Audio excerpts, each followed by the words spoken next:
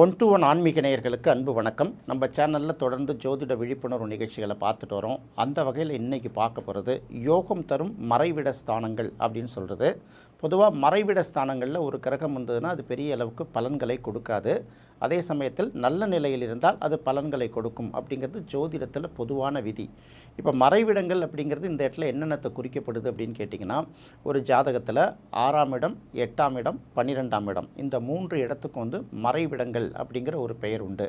இதை ஏன் மறைவிடங்கள் அப்படின்னு வைக்கிறான்னா, பாசிட்டிவான விஷயங்களை விட நெகட்டிவ் விஷயங்கள் சற்று கூடுதலாக இருக்கும். ஆனால் வாழ்க்கையில் அதுவும் தேவை தானே. இப்போ 6ஆம் இடத்தை பற்றி சொல்லும்போது கடன், சத்துரு, ரோகம், எதிர்ப்பு, நோய் இதெல்லாம் சொல்லிகிட்டே வருவாங்க. இதை தவிர 6ஆம் இடத்துக்கு இன்னும் நிறைய காரகத்துவங்கள் இருக்குது. இதை சொல்லி முடிச்சுட்டு அதுக்கப்புறம் அங்கே போனால் தானே நல்லாயிருக்கும். அப்போ 6ஆம் இடம் அப்படிங்கிறது பார்த்திங்கன்னா கடன். அப்போ கடன் இல்லாமல் வாழ்க்கை இருக்குமா அப்படிங்கிறத ஒரு தடவை பார்க்கணும். இப்போது நமக்கு தேவையான பணங்கள் எல்லாமே பார்த்திங்கன்னா தேவைகளை நிறைவேற்றுறதுக்கான பணம் எல்லாருக்கிட்டையும் இருக்குமான்னா கண்டிப்பாக கிடையாது. அப்போ நம்ம வங்கிகளில் போய் ஒரு லோன் வாங்குகிறோம் இல்லையா, தெரிஞ்ச நண்பர்கள்ட்ட கடன் வாங்கிக்கிறோம், சொந்த பந்தங்கள்கிட்ட கடன் வாங்கிக்கிறோம். சில நேரங்களில் இந்த கடன் நம்மளோட எல்லையை மீறி போயிடுது. அப்போ தான் கடனை கட்ட முடியாமல் பலவிதமான பாதிப்புகளுக்கு நாம் ஆளாகிறோம். அதே சமயம் கடன் வாங்குறதுக்கு ஒரு கெப்பாசிட்டி வேணும்ல. ஒரு பொருளை வாங்குகிறோம், இடத்த வாங்குகிறோம், வீட்டு வாங்குகிறோம், வாகனம் வாங்குகிறோம், ஏதோ ஒன்று வேணாலும் வாங்கிட்டு போகிறோம். இதை அப்படியே மொத்தமாக கொடுத்து நம்ம பணம் வாங்க முடியுமா? இந்த பணம் நம்ம கையில் இருக்குமா? இல்லை இருக்கிறவங்க கூட அப்படி செய்வாங்களான்னு பார்த்தீங்கன்னா கிட்டத்தட்ட முடியாது.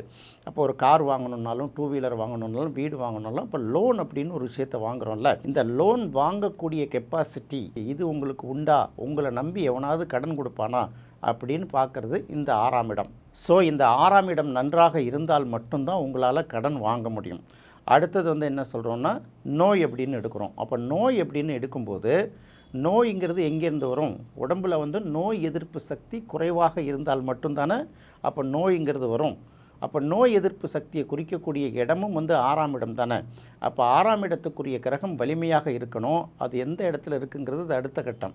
அப்போ 6ஆம் இடத்துல இருக்கக்கூடிய கிரகம் ஒரு பாவ கிரகமாக இருக்கும்போது அந்த நோயை எதிர்த்து, கடனை எதிர்த்து போராடக்கூடிய கெப்பாசிட்டி உங்களுக்கு வரும். அதுக்கு அடுத்தது எதிரிகள் அப்படின்னு சொல்கிறோம். எதிரிகள் ஒரு மனிதர்களுக்கு இல்லைன்னா, எதிரிகள்னால் நேரடியாக சண்டை போடுறது, மோதிக்கிறது, வெட்டிக்கிறது, குத்திக்கிறதுன்னு நினைக்கக்கூடாது. ஒவ்வொரு தொழிலையும் ஒரு போட்டியாளர்கள் இருப்பாங்க. படிக்கிற இடத்துல கூட பார்த்தீங்கன்னா ஒரு மாணவரோட இன்னொரு மாணவர் அதிகமாக மார்க் வாங்குறவராக இருக்கார். அதை தாண்டி நம்ம வாங்கணும், இதுக்குன்னு ஒரு பாஸ் மார்க் எடுக்கணும் அப்படின்னு நினைக்கிறோம். அதே போல் எவ்வளவு பந்தயங்கள் இருக்குது, விளையாட்டு போட்டிகள் இருக்குது, இதெல்லாமே ஜெயிக்கணுன்னா கூட 6ஆம் இடம் ரொம்ப முக்கியம். இதை மறைவிட ஸ்தானம் அப்படின்னு சொன்னால் கூட மறைவிடத்துக்குரிய கிரகங்கள் நல்ல நிலையிலும் இருக்கணும்.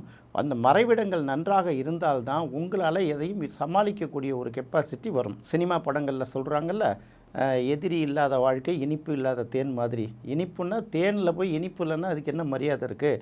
எதிரிகளும் போட்டியாளர்களும் இருந்தால் தான் நீங்கள் எப்போதும் விழிப்போடு இருப்பீங்க. அப்படிங்கிறதுனால 6ஆம் இடம் முக்கியத்துவம் பெறுது. இப்போ இந்த மறைவு ஸ்தானமான 6ஆம் இடத்துக்குரிய கிரகம் இன்னொரு மறைவிடமான 8ஆம் இடத்தில் இருந்தால், அல்லது அந்த 8ஆம் இடம்ங்கிற ஒரு மறைவிட ஸ்தானத்துக்கு உரிய கிரகம் இன்னொரு மறைவிடமான 12ஆம் இடத்தில் இருந்தால், அப்படி இல்லைன்னா இந்த 3 கிரகங்களும் வெவ்வேறு மறைவிடங்களில் 6ஆம் அதிபதி 8, 8ஆம் அதிபதி 12, 12ஆம் அதிபதி 6 இதில் ஏதோ ஒன்று மாறி மாறி அமர்ந்தால் கூட அது வாழ்க்கையில் நல்ல ராஜயோகங்களை கொடுக்கும். அப்படிங்கிறது ரொம்ப முக்கியமாக பார்க்கணும். அதே போல் 6ஆம் இடம், 6ஆம் இடத்தில் சுப கிரகங்கள் இருப்பதை விட பாவ கிரகங்கள் இருப்பது ரொம்ப நல்லது. ஏன்னா எதிரிகள் நாம் ஜெயிக்கிறாங்களா இல்லை நாம் எதிரிகளை ஜெயிக்கிறோமா?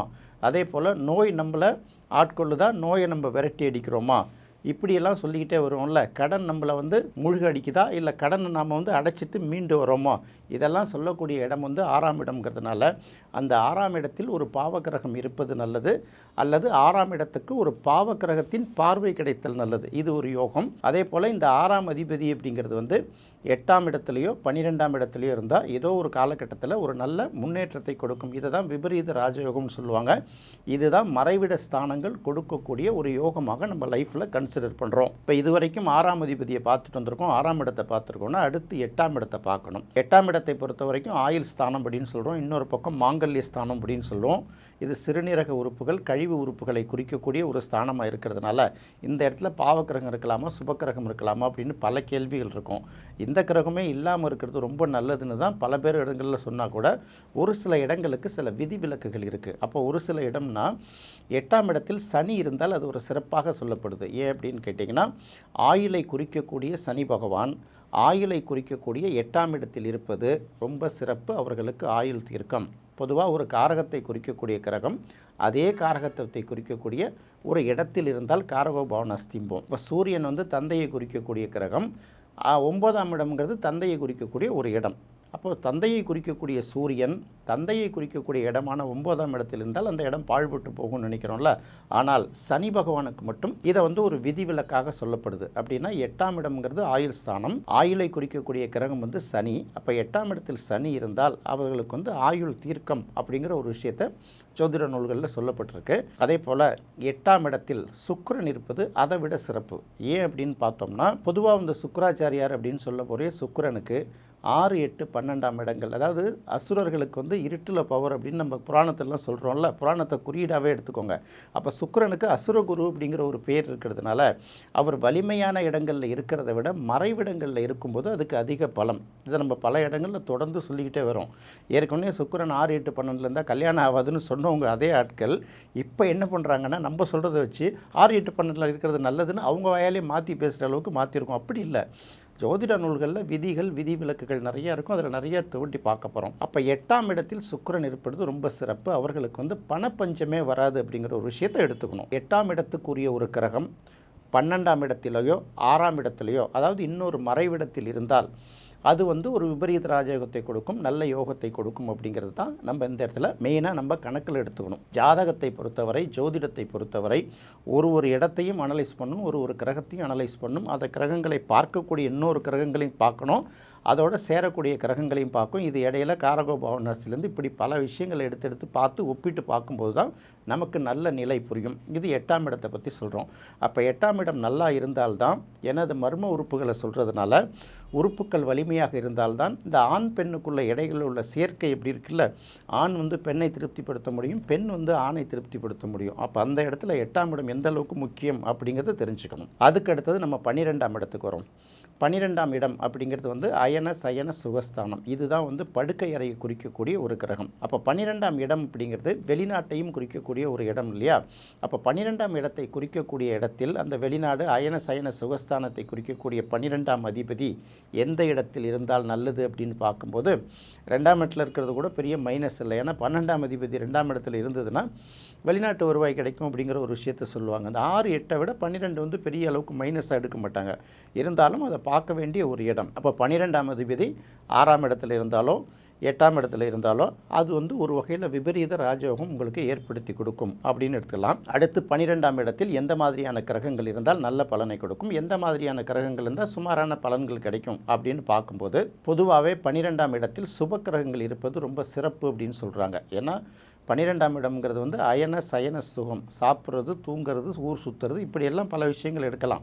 விரயஸ்தானமாக இருந்தால் கூட அது வந்து நம்ம அபராதம் செலுத்தக்கூடிய தொகை வந்து அதை குறிக்கக்கூடிய ஒரு இடமா இருந்தால் கூட அந்த இடத்தில் சுபக்கிரகம் இருப்பது ரொம்ப நல்லது.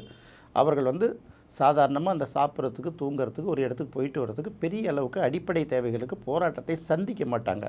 அப்போ அந்த இடத்துல என்னென்ன இருக்கலாம்னா சுபக்கிரகங்கள் எல்லாமே இருக்கலாம். என்னென்ன சுபக்கிரகங்கள் இருக்கலாம் அப்படின்னு பார்க்கும்போது குரு இருந்தால் நல்லது, சுக்கிரன் இருந்தாலும் நல்லது, சந்திரன் இருந்தாலும் நல்லது, புதன் இருந்தாலும் நல்லது. இதில் வந்து மாற்று கருத்து இல்லை. ஆனால் இதில் வந்து அந்த லக்னங்களுக்கு தகுந்த மாதிரி ஒரு சின்ன சின்ன விஷயங்கள் இருக்கும். பொதுவாக சாதாரணமாக சந்திரன் வந்து 6, 8, 12 இருந்ததுன்னா அது நல்ல உபயோகம் கிடையாதுங்கிறாங்க. ஆனால் 12ஆம் இடத்தை பொறுத்தவரையில் அது வந்து சந்திரனுக்கு யோகம்னு சொல்லலாம் கூட அந்த இடத்துல ஒரு சுபக்கிரகம் இருக்கிறதுனால பெரிய அளவுக்கு அவங்க கஷ்டப்பட மாட்டாங்கிற ஒரு விஷயத்தை மட்டும் சொல்லலாம். வெளிநாட்டு பயணங்கள்லாம் கை கூடலாம். ஏன்னா எல்லா இடங்களுக்குமே பார்த்திங்கன்னா பாசிட்டிவ் தன்மையும் உண்டு, நெகட்டிவ் தன்மையும் உண்டு. இன்னும் சில பேர் சில தவறான விஷயங்களை சொல்லிவிட்டு 12ஆம் இடத்தில் உச்சம் பெற்ற கிரகம் இருந்தாலே அல்லது 12ஆம் அதிபதி வந்து அந்த இடத்துல ஆட்சி உச்சம் பெற்றிருந்தாலே அது பெரிய அளவுக்கு நல்ல பலனை கொடுக்கும், மறைவு ஸ்தானத்தில் யோகத்தை கொடுக்கும் அப்படிலாம் சில பேர் சந்தேகம் கேட்குறாங்க. இது எப்படின்னா 12ஆம் இடத்துல இருக்கக்கூடிய கிரகம் பாவ கிரகமாக இருக்கக்கூடாதுங்கிறது மட்டும்தான் பார்க்கணும். இருந்தால் என்ன பண்ணுறதுங்கிறது வேறு கதை.